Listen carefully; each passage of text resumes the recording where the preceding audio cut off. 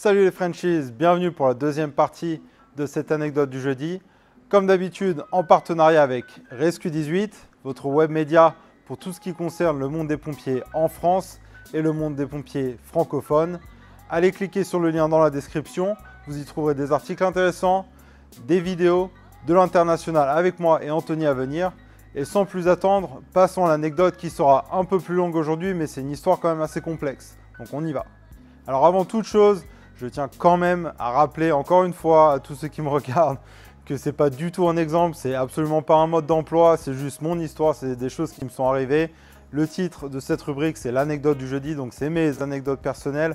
Je recommande encore une fois à personne de faire comme j'ai fait, mais c'est ce qui m'est arrivé et je vais vous raconter.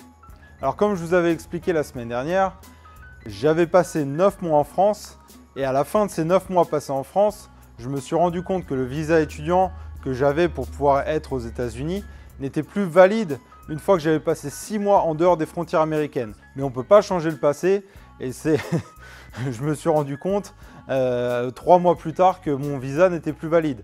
Donc, petit coup de panique parce que rappelez-vous, j'avais quand même dépensé 2000 $ pour ma formation. Je m'étais pris la tête pendant 9 mois à faire toute la partie sur papier, à lire un livre qui était épais comme ça. Et vraiment, pendant 9 mois, c'était ma vie. Donc moi, j'étais prêt à aller faire la dernière étape de la formation, c'est-à-dire la partie pratique. Et puis forcément, pour ça, il fallait que je retourne aux États-Unis. Et d'un coup, je me rends compte que je ne peux pas rentrer sur le territoire américain légalement. Et puis pour ceux qui ne sont jamais venus aux États-Unis, quand vous passez dans la ligne pour rentrer sur le territoire américain, les mecs, ils blaguent pas, hein. Ils ont la tête ultra froide, c'est vraiment le visage, pas un sourire. Enfin, la plupart du temps, parfois, ils sont sympas. Mais ils sont là pour te mettre un peu la pression, justement pour voir si tu vas pas craquer, si tu n'es pas stressé, si tu fais pas des trucs bizarres. Donc, ils sont vraiment là pour me mettre la pression. Moi, ça faisait plusieurs fois que je faisais des allers-retours et je le savais. Je me disais, ça va quand même être ultra stressant, donc il faut quand même que je trouve un moyen. Et bien entendu, le seul moyen qui m'est venu à l'esprit à ce moment-là, c'était de taper un email à la compagnie, donc Fire Academy Online, dont je vous avais mis le lien dans la vidéo précédente, je vous le remettrai encore. Mais de leur écrire une lettre et leur dire « Est-ce que vous pouvez me faire une lettre officielle avec votre logo en disant en disant mon nom, en disant les dates de la formation et en disant que je vais venir faire une formation pratique ». En fait, j'ai essayé de me constituer un dossier vraiment solide, béton, aussi fort que possible. Donc j'avais mis mon certificat de pompier de Cloverleaf, donc en tant que bénévole. J'avais mis une lettre de cette compagnie, donc fireacademyonline.com, qui disait que voilà, Jérémy Bricou allait venir faire une formation de pompier de telle date à telle date, ceci, cela, et qu'il fallait absolument être là pour valider la formation. J'avais quelques articles de journal qui avaient été écrits sur moi, donc j'avais tout ça dans une pochette vraiment accessible à la moindre demande. Et c'était bien sûr sur le dessus de mes affaires. Et puis vient le jour du départ, donc avion, hop, Charles de Gaulle, j'arrive à Houston. Bien sûr, je savais, je me disais, oula, je pense qu'il va y avoir un petit problème là. Alors voilà, c'est vraiment pour ce genre de raison que je ne recommande pas du tout de faire quoi que ce soit que j'ai fait dans mon passé. J'avais 20-21 ans, moi c'était vraiment bille en tête, je voulais essayer d'être pompier aux États-Unis, ou en tout cas d'obtenir une formation de pompier professionnel aux États-Unis pour X raisons, je ne sais pas exactement pourquoi. Mais faut quand même être un peu débile pour partir de France, se mettre dans un avion, arriver aux États-Unis en sachant qu'il y a de très fortes chances que tu ne puisses pas rentrer sur le territoire américain. Donc après 10 heures de vol, j'arrive dans la petite ligne d'immigration avec mes valises et tout, bien sûr stoïque, hein, le mec de marbre. Et j'arrive comme ça, comme si de rien n'était. Ah bonjour, voilà, je viens pour mon séjour, je suis étudiant. Et bien sûr, il regarde mon visa. Il regarde mon billet d'avion, il regarde la date de départ et il me dit « Mais ça fait longtemps que tu es parti des États-Unis là ?» Je lui dis « Bah oui, je suis parti, voilà, telle date, il y a 9 mois, hein, forcément. » Et le gars il me dit « Mais il est pas valide le visa là ?» Je suis là, ah, bien sûr. Le mec étonné, hein. « Ah bon, il est pas valide le visa ?» Dites-moi pas que c'est pas vrai. Et viens avec nous, hop, dans le bureau là-bas. Donc quand on arrive à destination et qu'on dit dans le bureau du Department of Homeland Security là-bas, en général ça pue, ça sent pas très très bon. Donc voilà, les mecs ils m'installent, on me met dans un bureau. Pas de valise, pas de rien du tout, pas de téléphone pour prévenir mes potes qui étaient venus me chercher à l'aéroport. Ils m'attendaient déjà parce qu'ils savaient à l'heure à laquelle l'avion arrivait. Et bien sûr, rien pour les prévenir, pour leur dire que j'allais être en retard et tout. Mais je dois avouer qu'ils ont quand même vachement assuré, ils m'ont attendu. Et cette histoire, ce qui va se passer là, ça a pris des heures. Et ils sont quand même restés à l'extérieur, ils m'ont attendu sans savoir ce qui se passait. Donc à ce moment-là, bien sûr, le petit Jérémy est assis sagement dans le bureau du Department of Homeland Security. Alors c'est les mecs qui s'occupent de tout ce qui est immigration. Quand tu rentres aux États-Unis, c'est eux qui te reçoivent, c'est eux qui sont en charge d'inspecter les visas, les passeports, les trucs comme ça, s'assurer que tout soit en règle. Et ces gars-là, ils blaguent pas. Mais quand je vous dis ils blaguent pas, c'est vraiment pas de la blague. C'est incroyable. Leur but, c'est de s'assurer qu'il n'y ait personne qui rentre illégalement aux États-Unis. Donc, posés sagement dans leur bureau, à faire genre, je me demande, mais pourquoi est-ce que je suis là? Vraiment, aucune idée. En attendant, j'étais quand même bien content d'avoir ma lettre, mes journaux, tous mes trucs dans ma pochette. Et là, d'un coup, il y a un gars qui débarque dans le bureau et il me signifie que je devrais m'adresser que à lui. Et lui, il ira reporter à son chef qui est dans le bureau tout là-bas, à qui je ne peux pas parler directement. Donc moi, je suis obligé de parler à ce gars-là qui va faire la commission au mec qui est dans le bureau et c'est lui qui prend toutes les décisions. Et moi, je ne peux pas le voir. Je ne l'ai pas vu une seule fois, ce gars-là. Forcément, à ce moment-là, c'est un peu des spécialistes. Ils font monter le stress. Là. Tu sens déjà, il commence à faire chaud. C'est un peu stressant. Tu dis, bon, je joue quand même assez gros. Déjà, mon temps, mon argent.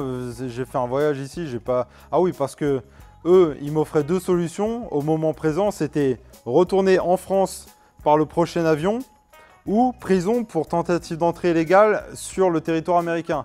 Donc les perspectives de mon avenir proche n'étaient quand même pas merveilleuses à ce moment-là.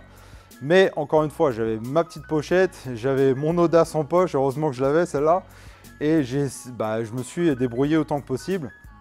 Donc le gars, encore une fois, je parlais que à lui, et ça faisait 9 mois que j'étais en France, donc à ce moment-là, ça faisait pas très longtemps que je parlais anglais quand même souvent. Donc après 9 mois, j'avais perdu vachement mon anglais, et c'était quand même pas évident de, moi, faire passer mon message au gars pour qu'il lui aille le répéter à son chef là-bas et que le mec il puisse prendre une décision qui, je l'espère, serait favorable et qui serait de me laisser rentrer sur le territoire américain, leur prouver que j'étais de bonne foi et que j'essayais pas de rentrer de manière illégale. Donc bien sûr, ils me demandent qu'est-ce que je viens faire là. Je viens faire ma formation de pompier, ceci, cela. Je leur sors la lettre, je leur sors les articles de journal, les certificats de pompier, ceci, cela. Voilà, je leur montrais que j'avais une historique aux États-Unis, que je n'étais pas venu comme ça au hasard. Je leur montrais que j'avais été à l'école et tout ça. Et essayer de me donner de la crédibilité. Et eux, vraiment, ils voulaient rien entendre. Eux, c'était vraiment prison ou au mieux, vol direct, retour à Charles de Gaulle par le prochain avion qui repart en France. Et moi, c'était quand même pas brillant comme perspective. Donc, ce manège-là, ça a duré plus de 2 heures. Les gars, ils m'ont gardé dans le bureau plus de 2 heures. Interrogatoire, mais interrogatoire poussé. Pourquoi tu es là? Et qu'est-ce que tu veux faire? Pourquoi ces pompiers? Ceci et cela. Et donc, imaginez-vous la pression de malades qui m'ont mis. Ils ont essayé de me faire craquer, ils ont essayé de me faire céder. Et je me suis pas démonté, j'aurais prouvé tout ce que je pouvais prouver justement. Et au lieu de me mettre en prison ou au lieu de me renvoyer en France par le prochain avion, ils ont accepté de me laisser rentrer en tant que touriste avec un tampon touriste. La seule condition, c'était que je devais réinstaurer mon statut d'étudiant, c'est-à-dire, alors là, c'est les aberrations, c'est comme en France, hein, c'est les aberrations de l'administration. Il fallait que je repasse physiquement la frontière des États-Unis pour que je puisse re-rentrer juste pour me faire un tampon. Donc il a fallu que j'aille jusqu'au Mexique, donc 8 heures de route, avec mes potes qui m'attendaient à la sortie. Mais bon, ça c'était des semaines plus tard. Hein. J'avais le droit à 3 mois sur le territoire américain en tant que touriste, mais il fallait que je régularise ma situation. Donc il a fallu que j'aille jusqu'au Mexique, revenir, juste pour avoir un petit tampon. Bien entendu, encore une fois, moi complètement à côté de la plaque, il a fallu que j'y retourne au Mexique parce que le tampon, je ne savais pas qu'il avait une validité ultra courte. C'est vraiment quelques jours, histoire de se faire refaire le visa étudiant. Donc c'était vraiment une histoire de n'importe quoi. Au final, j'ai quand même réussi à refaire ce visa étudiant.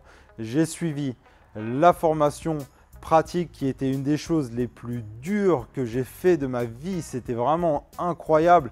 Et si ça vous dit, dites-le moi en commentaire. Abonnez-vous, mettez des pouces en l'air et surtout, mettez dans les commentaires si vous voulez savoir en quoi consistait la formation pratique de fireacademyonline.com. On se dit, mais c'est juste une classe en ligne, la formation pratique, ça ne peut pas être si fou que ça. Et bah franchement, la formation pratique, c'était un des trucs que j'ai, si ce n'est même le truc le plus dur que j'ai fait de ma vie. Et c'était là, on nous poussait au maximum, au maximum. Et encore une fois, si ça vous intéresse, dites-le moi, je vous raconterai ça dans la prochaine anecdote. Et puis au final, les gars, ils m'ont laissé sortir de leur bureau. Alors je suis sorti, c'était vraiment la fête dans ma tête. Mais je suis sorti, je vérifiais qu'il n'y avait personne qui me suivait. Et j'ai quand même tracé à la sortie de l'aéroport. J'ai rejoint mes potes qui m'attendaient là. Eux, ils se demandaient, putain, mais qu'est-ce qu'il fout le mec? Ça fait 2h30 qu'on l'attend. Il devrait être là. On a vu tous les gens débarquer de son avion. Les avions d'Air France, il y a un vol par jour, donc ils étaient là. Ils ont vu tout le monde sortir, ils ne m'ont pas vu, donc vraiment, ils se demandaient. Et puis, je leur avais confirmé que j'étais dans l'avion en partant de Paris-Charles de Gaulle, donc ils se doutaient qu'il y avait un truc qui s'était passé. Je ne m'étais pas envolé, je ne m'étais pas vaporisé en route, quoi. Donc ils se disaient qu'il y avait un truc, mais encore une fois, ils ont été super cool. Ils m'ont attendu et au final, vraiment, ils m'ont sauvé la vie parce que c'est eux qui m'ont permis de tracer ma route. Dès que je suis sorti de l'aéroport, il n'y a pas de temps de hugs, câlins, tout ça, de bisous, voilà, on se casse. Et voilà, c'était encore une histoire du grand n'importe quoi. Au final, je me suis quand même calmé. Maintenant, j'essaye de faire les trucs de manière vachement plus carrée. Et pour ceux qui auraient un doute sur la véracité de mes propos, je vous présente la lettre, elle est là, de fireacademyonline.com. Les articles de journaux, ils sont là parce que j'ai gardé tous mes trucs. Je vous montrerai un jour ce qu'il y a dans ce classeur, il y a plein de trucs. Les articles de journaux dans lesquels j'étais, ils sont là. Voilà, ça c'est le fameux feu d'appartement dont je vous parlais l'autre fois. Voilà. Voilà, donc tout ça c'est là-dedans. Je vous montrerai tout ça en détail à l'occasion parce que j'ai tous mes diplômes. J'ai le baccalauréat, tiens d'ailleurs je l'ai eu par miracle. Mais non, je rigole, j'ai quand même pas mal bossé. Et je vous recommande fortement de bosser si vous êtes en cours d'apprentissage. Le diplôme original de Cloverleaf dont je vous avais mis une copie l'autre fois. Alors si vous êtes resté jusqu'au bout, merci à vous. Je sais que c'était une anecdote un peu plus longue que la normale, mais il y avait beaucoup d'éléments à caser dans une petite histoire, donc merci beaucoup. Encore une fois, les pouces en l'air, les commentaires et surtout abonnez-vous à ma chaîne. Merci beaucoup, on est quasiment 1000 personnes en juste quelques mois, c'est vraiment incroyable. Je ne pensais pas que ça partirait aussi vite. Je me disais qu'il y aurait sûrement un intérêt, mais je ne pensais pas que ça partirait aussi vite. Donc merci à vous. Si vous êtes abonné, si vous avez partagé ma chaîne avec vos amis, vos collègues, vos familles, merci, vous êtes super les gars. Et avant de partir, je voulais juste passer un grand merci aux pompiers de Chambly dans l'Oise, les sapeurs-pompiers de Chambly dans l'Oise qui m'ont envoyé des super t-shirts. Merci à vous les mecs, vous êtes super. Pareil, encore une fois, les pompiers de Presles, Beaumont, l'Isle-Adam, Persan, tout ça, voilà. Vous êtes tous les bienvenus et puis toute la France, le Canada, la Belgique, peu importe d'où vous regardez cette vidéo, merci à vous, on n'oublie pas les Suisses et à la prochaine. Allez, ciao!